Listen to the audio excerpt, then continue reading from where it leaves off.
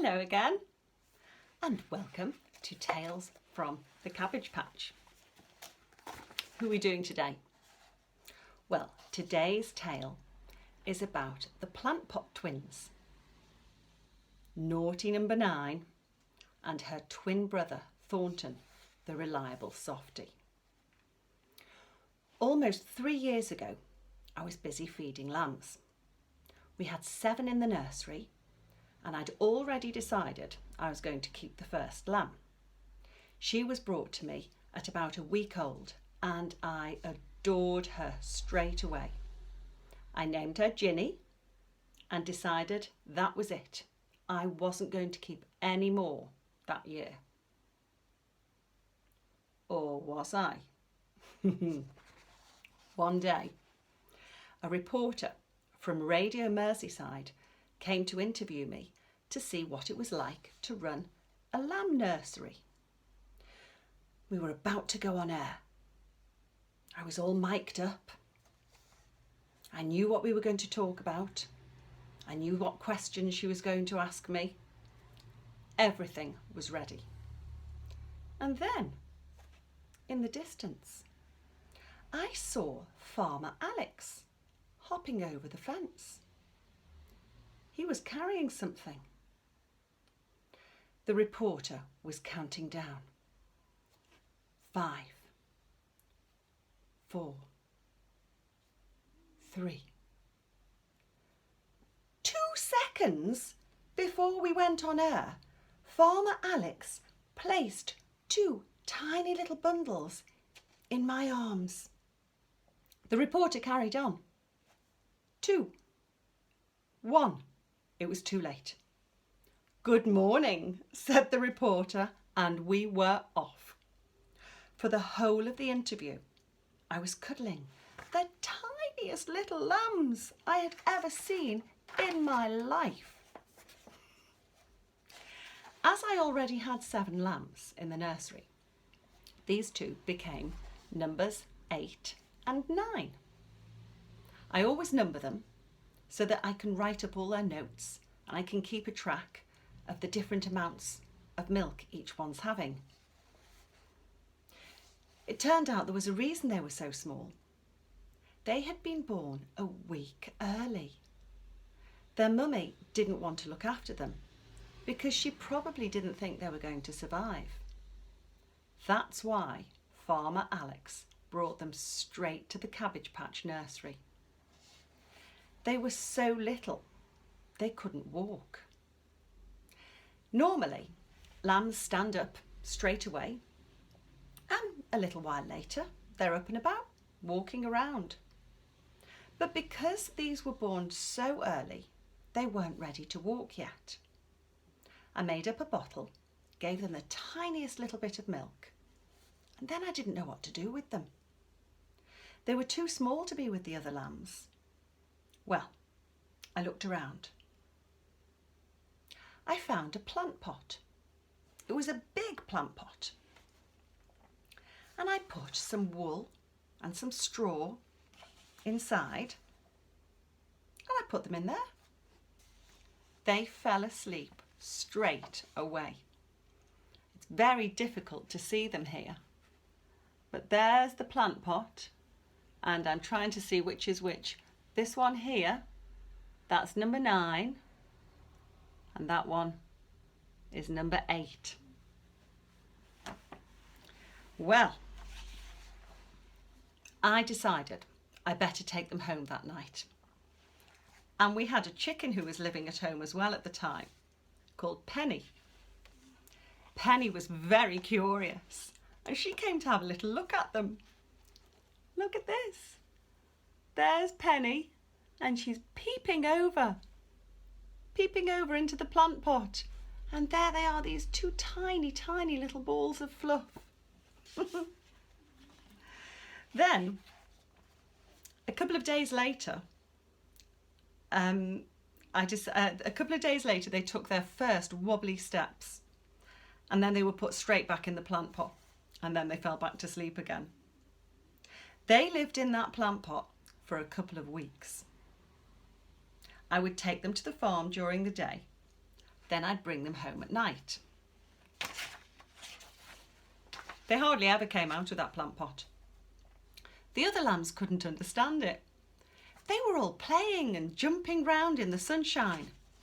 But number 8 and number 9 were quite happy being the plant pot twins. Here they are. Those 3 are all sitting in the sun. We've got the plant pot twins. And guess who this is? That's Ginny. So my little Ginny was trying to be friendly with them right from day one. One weekend, my cousin Marie came for a visit. And she's not a country girl at all. Well, she wasn't used to mud or farm animals, but she decided she wanted to see the lambs. She loved them. She cuddled the lambs for the very first time, and she had a real soft spot for number 8. He had a big tuft of wool on his head, and she called him Spike. Here's my lovely little cousin Marie. She looks a bit scared, actually. There she is. Don't know if you can see her face, but that little one there, is number 8. And once she got used to them, she really loved number 8. So she called him Spike, but I still called him number 8. Because if they get a name, I keep them. And I'd already decided on keeping Ginny. I didn't think I could keep another one. Number 8 gradually got stronger. But number 9, she just wanted to sleep all the time. When they were ready to come out of their plant pot and play with the others, number 8 was straight in there. But number 9 wanted to be carried everywhere. They weren't like each other at all. He had short wool and was beige, whereas her wool was soft and fluffy, and she was dark brown with beige sort of spots and white splodges as well. She was a very unusual and very pretty lamb. One day when I was cuddling number 9, my friend came over for a chat. She said, "Oh, that lamb is gorgeous. She loves you, Jilly. You've got to keep her." "Oh, no, no, no, no," said me. "I can't keep her. I've already chosen one to keep, and her name's Ginny. I haven't given number 9 a name because she has to go back to Farmer Alex." Helena's crafty. Helena said, "But you have already given her a name. You're calling her number 9. Dear, oh dear, oh dear. That made me think. I really did have a soft spot for this little lamb. She never wanted to leave my side. She just wanted to be carried around, and I couldn't really imagine giving her back to Farmer Alex. How would she cope without me? I slept on it, and I said to Patrick the next day, "Helena thinks we should keep number 9. She says we've already named her, and it's Dad's lucky number too. What should we do?"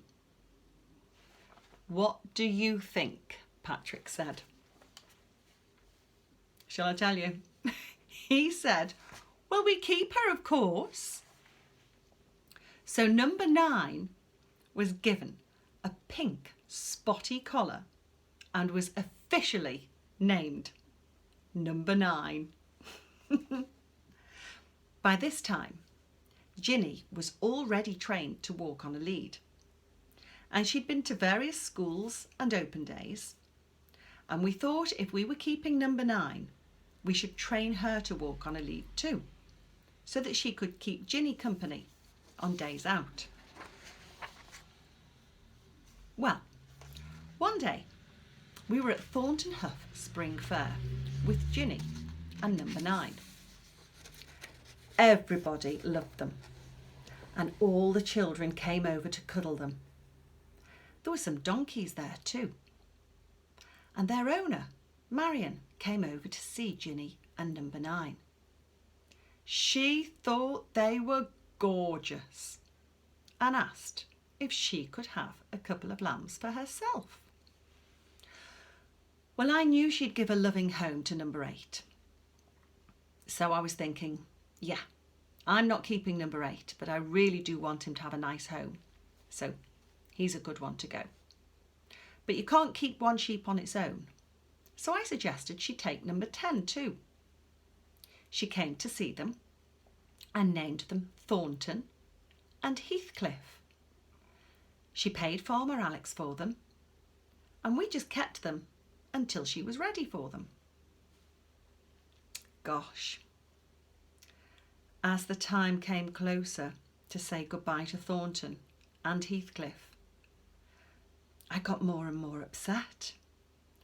Number 9 and Thornton still played with each other all day. They both still wanted cuddles from me, and they were inseparable. They were 3 months old now, and they'd grown quite a bit, but they still climbed onto my knee whenever they could. They just wanted to be together and all cuddled up. Look at them here. There I am. This one's Thornton, and this one's number 9. And that's all they wanted to do. Oh my goodness. I was worried. I was upset.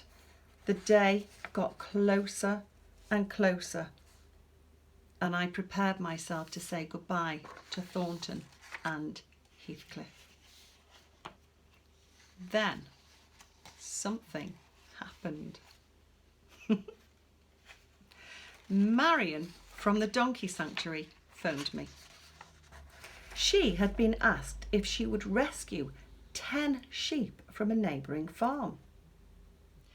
If she took them, it meant that she wouldn't have enough space for Thornton and Heathcliff. She asked if I would mind keeping them after all.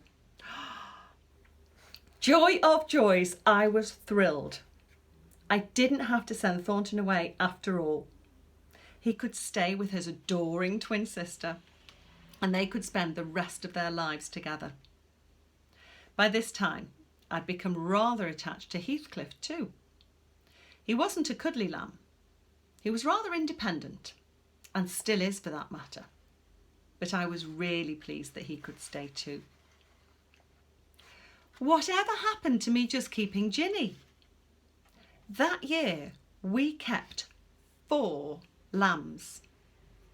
Ginny, number 9, Thornton, and Heathcliff.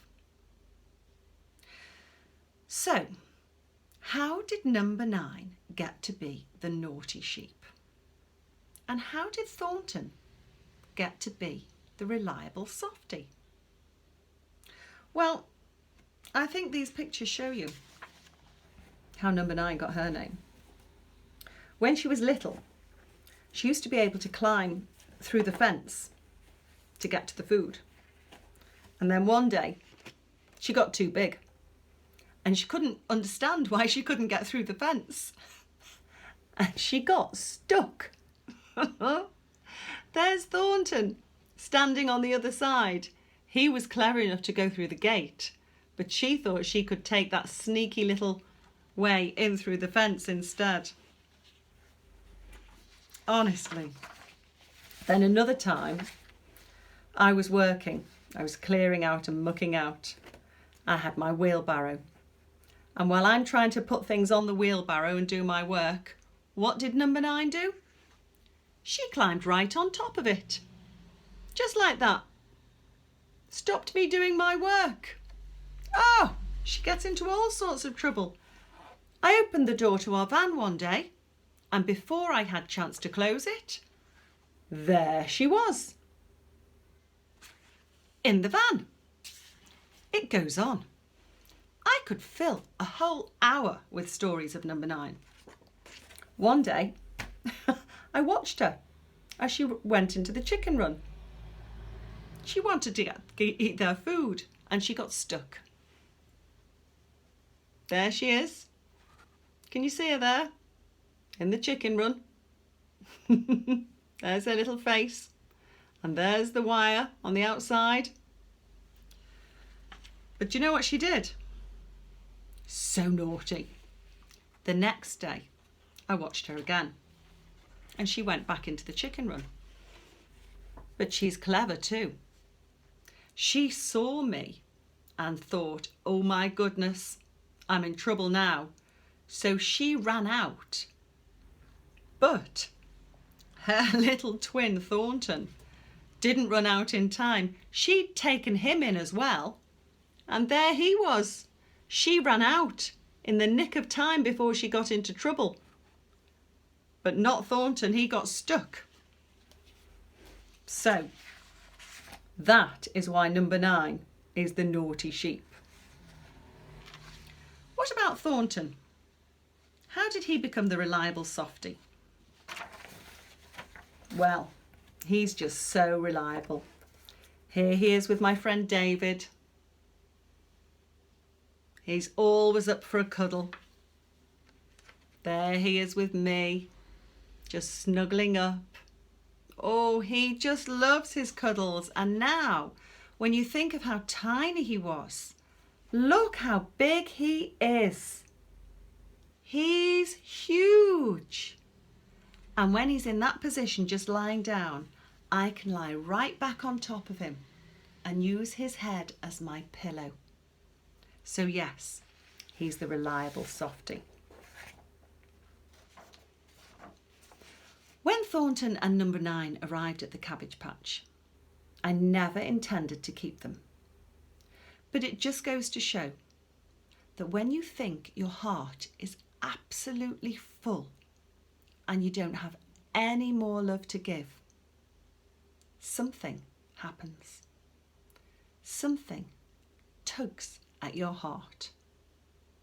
Without you realising it, it opens up another little gap and squeezes right inside. That's the end of today's story. Hope you've liked it. See you next week. Bye.